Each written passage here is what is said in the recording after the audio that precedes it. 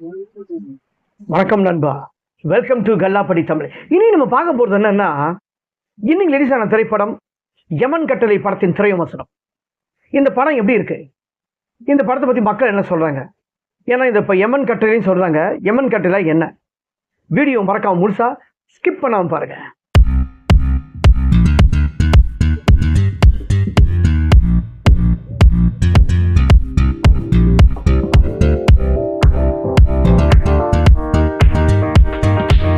இந்த படத்தோட கதை, கதாநாயகனோட ஃப்ரெண்ட் அர்ஜுனன், கதாநாயகன் அன்பு மயில்சாமி.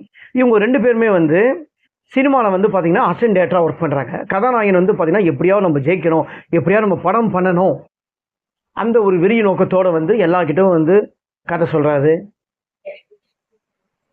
படத்தை எப்படியாவது நம்ம எடுத்தாகணும் அப்படின்னு ஒரு நோக்கத்தோடு இருக்கார் அவர் கதாநாயகன். ஆனால் இப்போ வந்து எல்லாக்கிட்டும் நடிகர்கிட்டவும் சரி, தயாரிப்பாளர்களும் சரி, எத்தனோ போயிட்டு வந்து அவர் கதை சொல்லின்னு தான் இருக்காரு. ஆனால் வந்து படத்தோட வாய்ப்பு வந்து அவருக்கு இன்னும் கிடைக்கல. ஓகேங்களா? அந்த மாதிரி ஒரு சமயத்தில் நம்மளே எப்படியா படத்தை எடுத்துடலாமா அப்படின்னு ஒரு சூழ்நிலை வந்து ஒரு கல்யாண வீட்டில் வந்து பார்த்தீங்கன்னா கதாநாயகன் வந்து திருடுறாரு.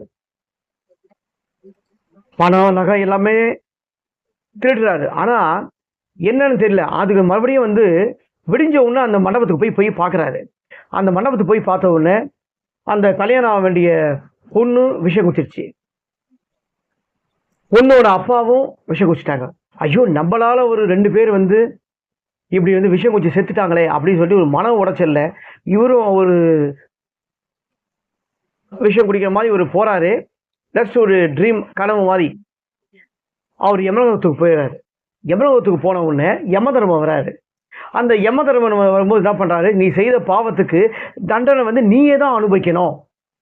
நான் என்ன அனுபவிக்கணும் சொல்லுங்க யமதர்மராஜா அப்படின்னு சொல்லி கதாநாயகன் கேட்கிறாரு. அப்பதான் யமதர்மன் என்ன சொல்றாரு, அந்த பொண்ணுக்கு பிடிச்ச கணவனா நீ தான் வந்து அவனுக்கு பார்த்து கட்டி வைக்கணும் அப்படின்னு வந்து யமதர்மன் சொல்றாரு. யமதர்மன் என்ன பண்றாருன்னா, அவனுக்கு பிடிச்ச மாப்பிள்ளையா இருக்கணும், மனசுக்கு பிடிச்ச மாப்பிள்ளையா இருக்கணும். எந்த சூழ்நிலையும் அவனை விட்டுட்டு ஓடினா பாருங்க, கல்யாண மண்டபத்தில் விட்டு ஓடினவன் அவனை மாதிரி ஆளும் கட்டி வைக்கக்கூடாது.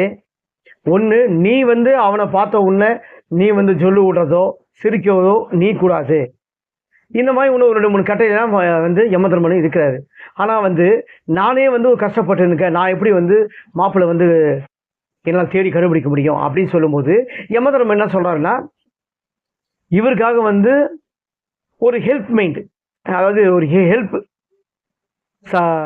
ஏதாவது ஒரு சூழ்நிலை கஷ்டங்கள் வரும்போது ஒரு 3 தடவை உனக்கு தேவையான உதவியை வந்து நீ யூஸ் பண்ணிக்கலாம். ஆனால் அந்த 3 தடவையும் தேவையான உதவிகள் வந்து எதுக்கு யூஸ் பண்ணிக்கணும்னா, உனக்கு நீ யூஸ் பண்ணிக்க கூடாது. அது எல்லாமே வந்து அந்த பொண்ணுக்காக தான் இருக்கணும் கண்டி, நீ எதுவுமே வந்து பயன்படுத்தக்கூடாது அப்படின்னு வந்து யமதர்மன் வந்து இவர்கிட்ட இது பண்றாரு. அதே மாதிரி இது வந்து யமதர்மன் தான் இந்த கட்டளை இட்டாரு அப்படின்னு வந்து உன் கதாநாயகோ மற்ற ஆளுங்க கிட்டவோ இது தெரிஞ்சதுன்னா உன்னோட தலை வந்து சுக்குநூறா உடைஞ்சிரும் அப்படின்னு வந்து கதாநாயகன் கிட்ட யமதர்மன் சொல்றாரு. ஆனா கதாநாயகன் என்ன பண்றாருன்னா, என் ஃப்ரெண்டு கிட்ட மட்டும் நான் சொல்லட்டுமா அப்படின்னு வந்து கெஞ்சுறாரு. நீ ரொம்ப நெருங்கிய நண்பன் சொல்றதுக்காக உன் ஃப்ரெண்டு கிட்ட மட்டும் நீ சொல்லிக்கோ, உன் ஃப்ரெண்டு கிட்ட மட்டும் சொல்லிக்கா அப்படின்னு வந்து யமதர்மன் அவரோட பாணியிலே சொல்றாரு.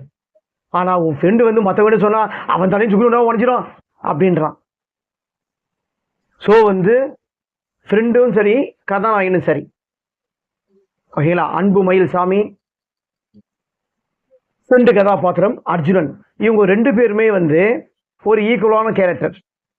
இவங்க 2 பேருமே வந்து தலை சுக்குநூறு ஆயிடுக்காக வந்து இந்த நான் யமதர்மன் கிட்ட இது கேட்குறாரு. அதான் அவங்க தான் விஷயம் குடிச்சு செத்துட்டாங்களே யமதர்மராஜா அப்படின்றாங்க. அவன் இன்னும் சாவல உயிரோதாகிறான் அப்படின்றான் அவன். அப்படி சொல்லும்போது அவன் சாவலை, நீ தான் இது பண்ணணும்னு சொல்லிடான். ஸோ வந்து இவரோட வேலை என்ன, ஷூட்டிங்கு பெரிய அவ்வளோ நினச்சிருக்காரு. ஆனால் கதாநாயகி எப்படியாவது வேற ஒருத்தர் அவங்க மாப்பிள்ளையோ நல்ல மாப்பிள்ளையாக பார்த்து கல்யாணம் கட்டி வைக்க வேண்டியது தான் இவரோட கடமை. அதுவும் குறிப்பிட்டு 60 நாளில் முடிக்கணும். இதுதான் இந்த படத்தோட மொத்த கதையும். இதுக்கப்புறம் இந்த 60 நாளில் கதாநாயகி, இதுக்கப்புறம் இந்த படத்தோட கதை முழு கதையும் இதுதான்.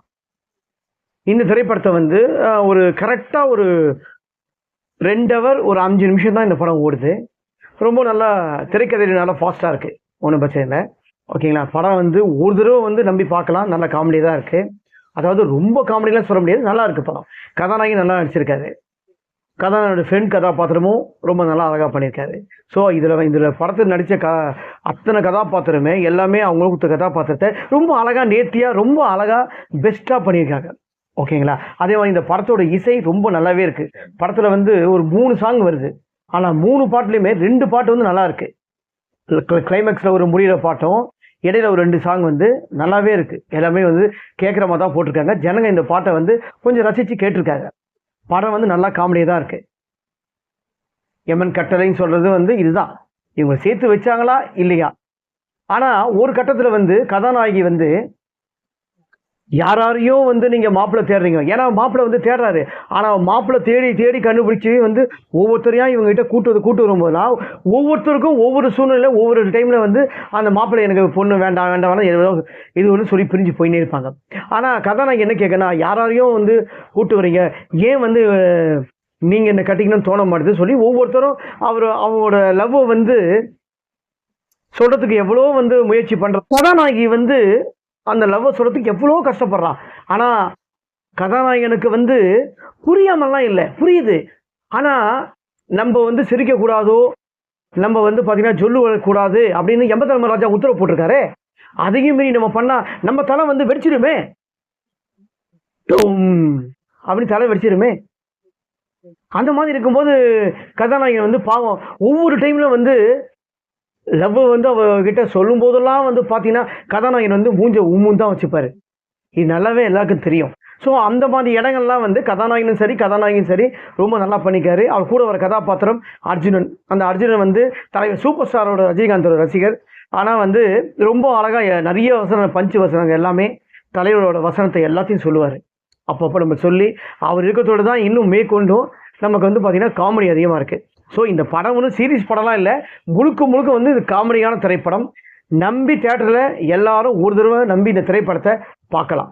ஓகேங்களா? இந்த திரைப்படத்தில் அன்பு மயில்சாமி, சந்திரிகா ரேவதி, அர்ஜுனன், ஆர் சுந்தரராஜன், சார்லி, வையாபுரி, மறைந்த நடிகர் டில்லி கணேஷ், டிபி கஜேந்திரன்,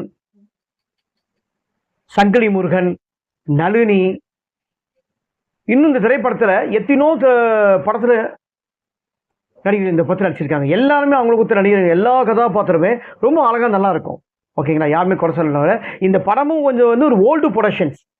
ஓகேங்களா? ஏன்னா இந்த படத்தை வந்து நிறைய இடத்துல வந்து எல்லாமே இறந்து போனவங்க, மறைந்த நடிகர் டில்லி கணேஷ், டிபி கஜேந்திரன் எல்லாரும் இறந்து போன நடிகர்கள். அதுவும் இல்லாமல் 2000 நோட்டு வந்து மாறி எத்தனை வருஷம் ஆச்சுன்னு நல்லா தெரியும். ஸோ வந்து 2000 நோட்டு தான் இந்த படத்தில் வந்து அதிகமாக காட்டுறாங்க.